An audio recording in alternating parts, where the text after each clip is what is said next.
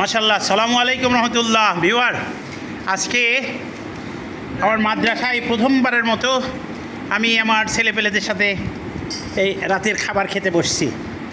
মাশাআল্লাহ, ছোট ছোট সোনামণিরা, এরা সবাই আমার কি বলবো, সবাই কোরআনের পাখি। এরা সবাই কোরআনের পাখি। এদের জন্য সবার কাছে দোয়া চাচ্ছি, এরা যেন অনেক ভালো থাকে, অনেক যেন বড় হয় আর জীবনে। আর এরা অনেক বড় বড় হাফেজ আলেম হয়, যেন ইসলামের খেদমতে দিন দুনিয়ার চতুর্দিক যেন ছড়ায় পড়তে পারে, এই ভরসা করেই তো মাদ্রাসাটা প্রতিষ্ঠিত করেছিলাম। আজ প্রথম এদের সাথে আমি ডিনারে উপস্থিত হয়েছি। আমি এদের সাথে কোনো দিন ডিনার খাই নাই, কোনো দিন খাবার খাই নাই। আমার খুব ইচ্ছা ছিল, তাই ইচ্ছা করে একটা মিটিং সেট করেছিলাম। মিটিং শেষ করে এদের সাথে খাবার মানে এরা তো রোজ খায়, 9টা 9:30টার দিক খায়। তা আমি টাইম ঠিক করে নিয়ে আমার যারা গেস্ট ছিল তাদেরকে খাওয়া বিদায় করে দিয়ে আমি এদের সাথে বসছি। মাশাআল্লাহ, দোয়া করবেন।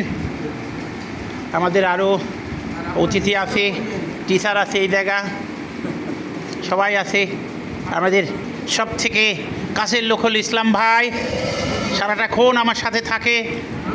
ইসলাম ভাইয়ের রান্না অত্যন্ত সুন্দর। সেই ইসলাম ভাই আমাদের রান্না, আজকের আমাদের ডিনারের কী ছিল, খিচুড়ি, হালকা তেল দিয়ে হালকা খিচুড়ি, তার সাথে আলু ভর্তা, ডিম, আর কি ছিল, মুরগির ভুনা। আমি গেস্টদের দাওয়াত দিয়েছিলাম, তোমাদেরকে আমি খাওয়াবো, আলু ভর্তা খিচুড়ি খাওয়াবো। তোরা বলে যে ভাই আলু ভর্তার সাথে আবার দেখি ডিম, আবার দেখি মাংস। তাহলে মানুষকে তো দাওয়াত এইভাবে দেয়, মানুষ পোলাও কর্মাও দাওয়াত দিয়ে বলে যে ডাইল ভাত খাওয়াবো, তাই বলে না? সবার কাছে কাছে যাই, একটু কাছে যাই। হ্যাঁ, তামিম, তুই কেমন আছিস? ভালো আছিস? জোরে বল। ভালো আছি। খাবারটা কেমন হয়েছে? এটা ভালো হয়েছে। তারপরে এটা আমার একটা নাতি, মোটা নাতি। হ্যাঁ, ভালো হয়েছে খাবার? ভালো লাগছে তো? এটা হাবিবুল্লাহ, আলহামদুলিল্লাহ বলে। মিজান আলহামদুলিল্লাহ। সাদিদ, তোমার মা তো রাগ হচ্ছে না? সাদিদ এত রাত আসে না কেন? সাদিদ কি করে? বলবো দাদুর সাথে খাচ্ছিলাম।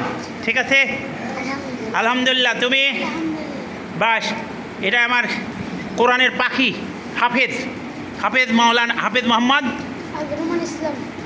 জোরে বল। হাফেজ মোহাম্মদ ইসলাম। ও শুনানি করতে আসছে এখানে। আমরা রমজান মাস পর্যন্ত ওকে পাবো ইনশাল্লাহ।